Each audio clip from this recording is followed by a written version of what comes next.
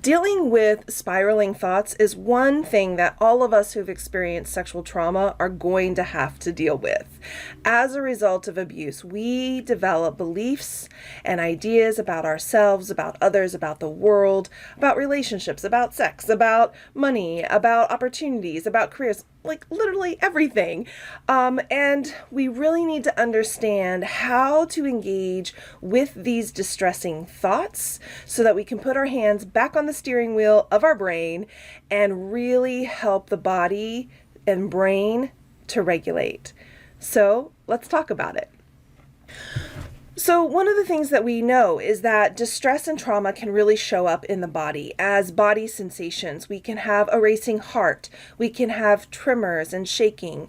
We can have kind of phantom pain that we're not exactly sure like where it's coming from or what it's all about. When we start to go into states of distress, we might feel kind of numbed out or dissociated from the body.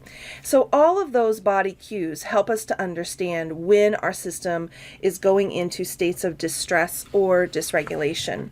Now, what's really true is that distress is not just stored in the body, it is also stored in the mind.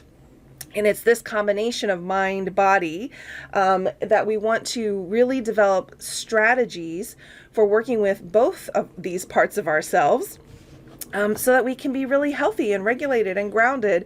And so when we are experiencing distress in the mind, that means that we're producing thoughts. And oftentimes we can be unaware of the thoughts, the very conscious connection to that.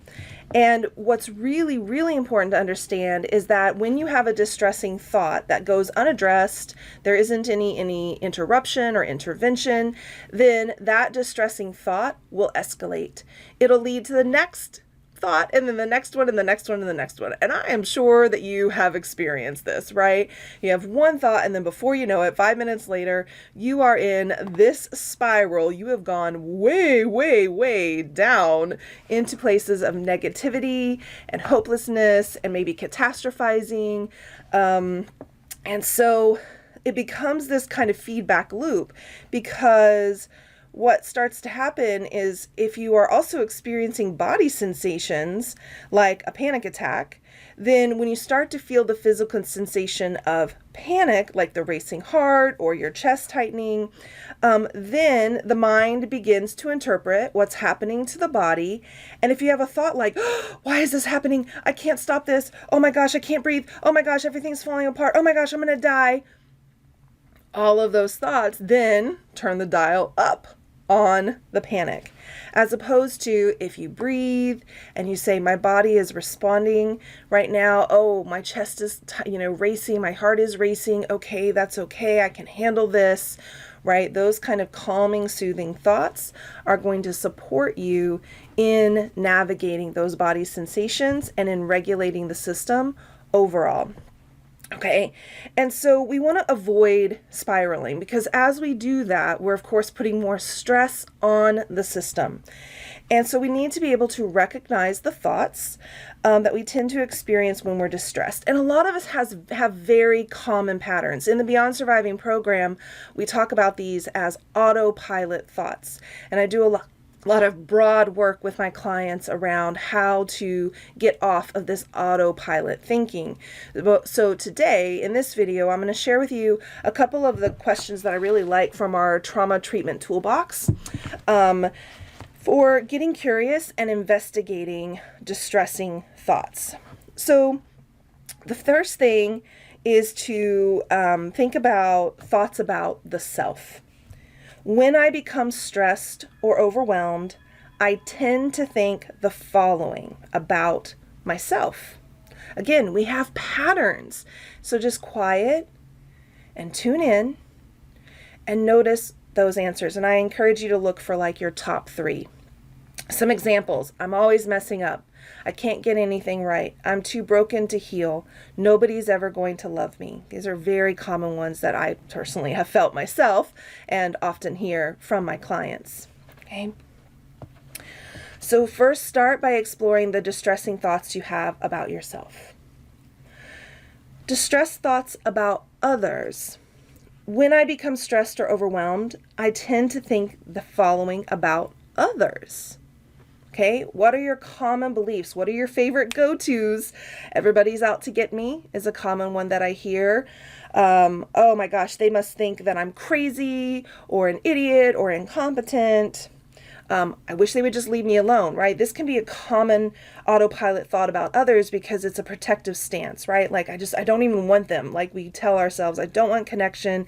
I don't want them to be here. I don't need anyone. Okay. And then we can get specific about distressing thoughts that we have about situations. So when I become stressed or overwhelmed, I tend to think the following about the situation that I'm in. Very common things are catastrophizing or globalizing thoughts. This always happens to me. I can't handle this. Nothing is ever going to work out for me. Okay, so those are some common ones, and you may be like, yep, you're like dinging my bell. Those are exactly the ones that come up for me. Or you might notice some other ones. And again, I encourage you to just write, 1 to 3. We don't need a huge long laundry list. There's likely more, but if you can start to notice, like, what are the most common ones? What am I most patterned to go towards? Then you can start working with those particular distressing thoughts to challenge them. One of the tools that we use in Beyond Surviving is called a positive opposite, where we just simply say the opposite. It's just an interruption and intervention technique that helps cut off that spiraling effect. So if you have a thought like, oh my gosh, I'm so dumb, you might immediately challenge that thought with something like, there are lots of things that I'm good at, and I'm just struggling with this, particular thing right now, or I'm new to this, so I'm learning, right? And it's okay to be making mistakes as I'm learning something new. All right. Nobody's ever going to love me, right? Like, I am lovable, and you can look around and take inventory of people in your life who love you. I can't handle this. Simple. I can handle this. I can figure this out. Okay. So I really encourage you to spend some time investigating the distressing thoughts that are either causing or increasing activation in your system, and to start doing a little bit more to put your hands again on the steering wheel. You are not at the mercy of your thoughts. Okay. You can take charge of your brain. So investigate this, try it out. And as always, if you have any questions, comments, ahas, please share them with me. And if there's anything I can do to be a support to you in your journey, I'm here. And until next time, take good care of you.